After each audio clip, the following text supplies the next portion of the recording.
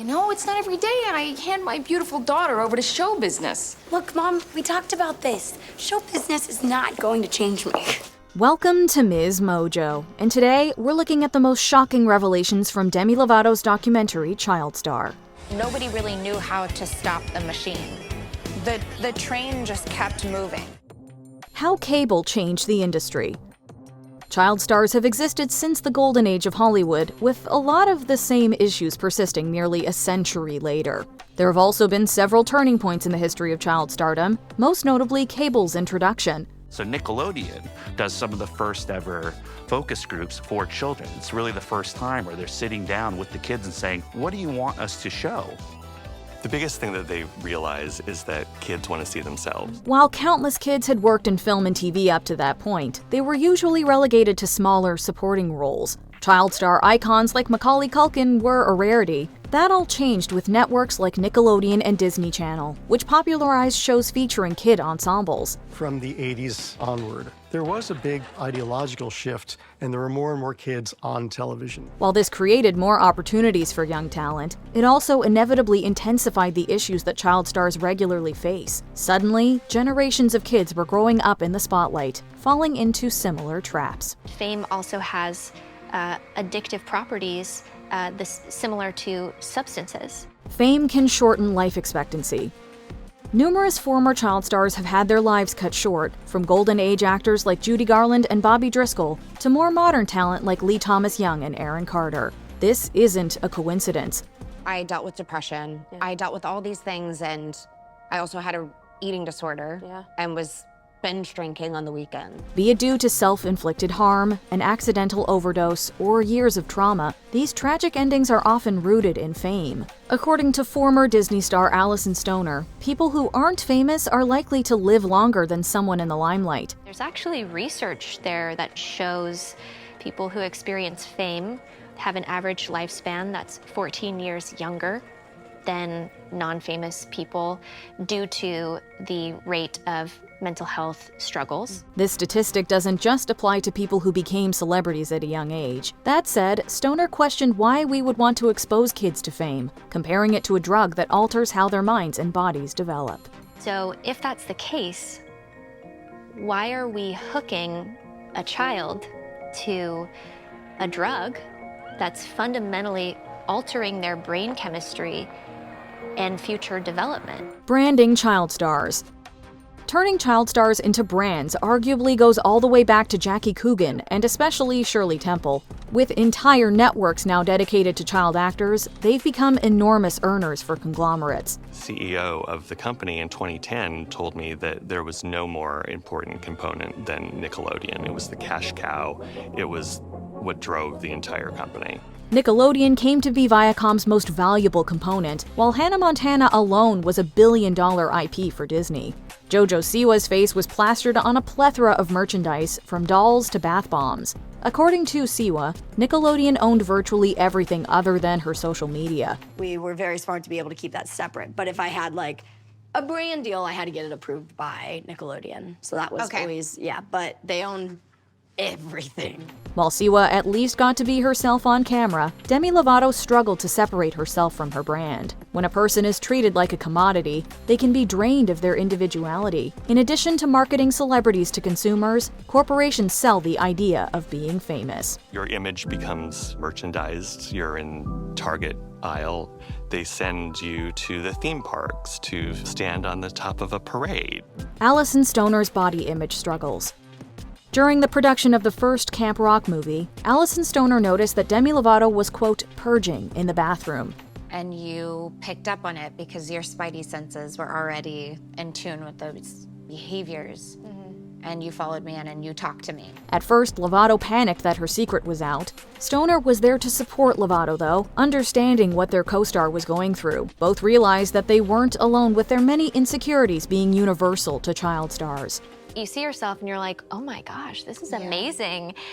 I look perfect, you know? And then I look in the mirror and I'm like, wait, what? Yeah. Like, it's definitely caused a lot of self-esteem and self-confidence issues. Although Stoner and Lovato had somebody to talk to, their eating disorders and other mental health issues continued. For Stoner, the Camp Rock press tour in Europe was especially difficult. Behind the smiles, Stoner was extremely self-conscious about their appearance. People were like, that was amazing, look how great you look. And we're like, you have no idea what's going on right now. Like Lovato, Stoner is in a much better place today, helping to promote body positivity and advocating to protect child stars.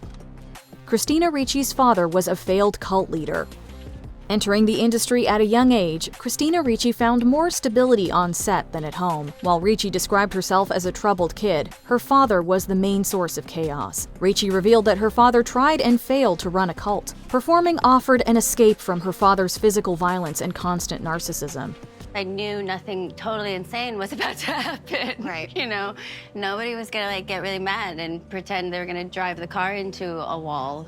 For me, there was this refuge of emotional safety. Once Ricci started acting, her relationship with her mother improved. She also got to work with entertainers who looked out for her like Cher.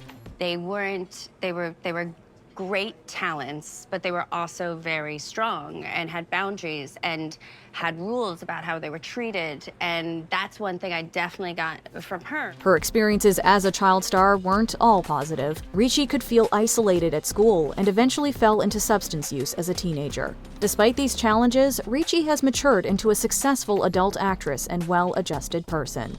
Exploring a character that might have been in the past easily dismissed or labeled. Your characters are the opposite of predictable. I try. It's more fun. It's just more fun that way. JoJo Siwa was blackballed after coming out. In addition to her talent, JoJo Siwa has become a superstar by being herself. There was one aspect of Siwa's life that Nickelodeon wasn't eager to promote, however. Like, what are we gonna tell the kids? And I was like, what do you mean? And he was like, what are we gonna tell kids and parents? And I was like, oh.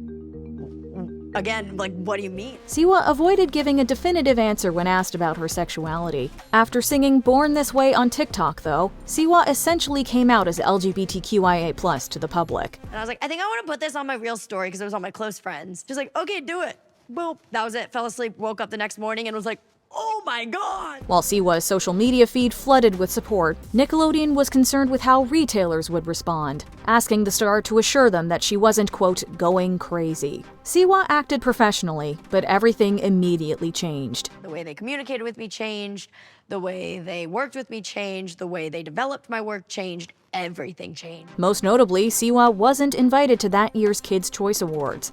Although Nickelodeon claimed this was a, quote, honest mistake, Siwa felt, quote, blackballed. Raven Simone faced similar obstacles as she hid her true self for years. If you pass through the industry mask, you still have to meet the mask that's the gay person that's like, oh, you're not getting past this one to find the real me. Right. This is mine to hold, and that one no one saw. Much of Keenan Thompson's Nickelodeon money was stolen. Keenan Thompson was among the most recognizable Nickelodeon stars throughout the 90s, appearing in shows like All That and movies like Good Burger. By the end of his tenure, you'd think he would have been on steady financial ground. Thompson and his mother thought so. That was until they learned their accountant was a con artist, stealing almost all of the money Thompson made. It was devastating because I discovered it in front of others. In a separate interview, Thompson mentioned that he lost $1.5 million to the crooked accountant. By the time this came to light, Thompson was getting ready to leave Nickelodeon and purchase a house. You know what I mean? I'm in these real estate people's office waiting to sign his paperwork, and he doesn't bring the check kind of thing. It's crazy going from rags to riches and back to rags. While Thompson found success beyond Nick, this incident still gets under his skin. Such deceit isn't uncommon, as Allison Stoner was also ripped off by people they trusted. I uncovered that people in my surrounding network had been taking money without me knowing for years. Drew Barrymore's difficult upbringing. Descending from Hollywood royalty, Drew Barrymore has been acting since she was 11 months old. It was a Gainsburger Puppy Chow commercial, and I've never stopped working since then, except for when I was institutionalized by my mother. The actress barely knew her father, John Drew Barrymore, describing him as, quote, dangerous. Drew was raised by her mother, Jade, although she didn't really understand what a family unit was like until landing a role in E.T. Barrymore grew close with director Steven Spielberg, her real-life godfather. I did not have a father, and he was the person who made me feel like all of a sudden I wanted to be my best for. While Spielberg would always have a positive influence on Barrymore, the same can't be said about some of the other adults she grew up around. Speaking with Lovato, Barrymore revealed that her mother's friend gave her substances before she was even a teenager. While Barrymore has taken responsibility for her mistakes, her role models were few and far between. I would say it's hard to not blame someone else when you're 10 years old. I mean, having a 10-year-old daughter now,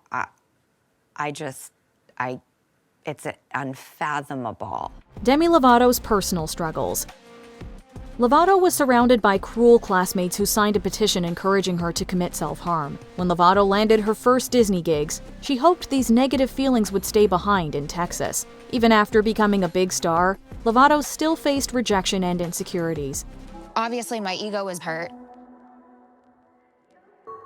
It chipped away at my confidence, and I never turned to music the same way again. She grew distant from family members like half-sister Madison De La Garza, who endured her own struggles. Having little time off, Lovato became sleep-deprived and consumed by substance use. Lovato's memory was affected, even forgetting Raven-Symoné's guest spot on Sunny with a Chance. Oh my God, she was. Yeah. But it was part of my disassociation that I don't even remember so much of my show that I was on. Yeah. But I do remember how difficult I was to work with because I was in so much pain and I was hurting. As Lovato's attitude worsened, people walked on eggshells around her. Lovato was pressured to enter treatment after punching backup dancer Alex Welch. By sharing her experiences, Lovato hopes to build a better future for young performers. I wish that I had been able to ask questions to somebody in the industry when I was first starting out. I didn't know what I was getting myself into. Child labor laws, or lack thereof. Kids are making so much money in an unregulated space. Yeah, it worries me because there's no Coogan law for it. You know, like we had protections put in place when I was a child actor. Jackie Coogan provided the basis for the California Child Actors Bill, helping to ensure young performers have some of their earnings set aside for when they come of age. This law does not apply to the whole country, however. Florida, where Nickelodeon Studios was located, has no laws on par with the Coogan Act. The internet has also introduced a gray area. Some of the biggest social media stars are underage, with parents managing their accounts. There are few, if any, protections guaranteeing child influencers will ever see any of the revenue their content generates.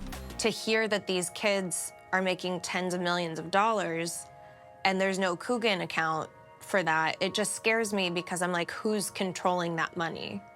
And where is it going? Representative Christine Reeves has worked to pass House Bill 1627, which goes beyond securing finances. It's just as much about giving young social media stars the right to walk away.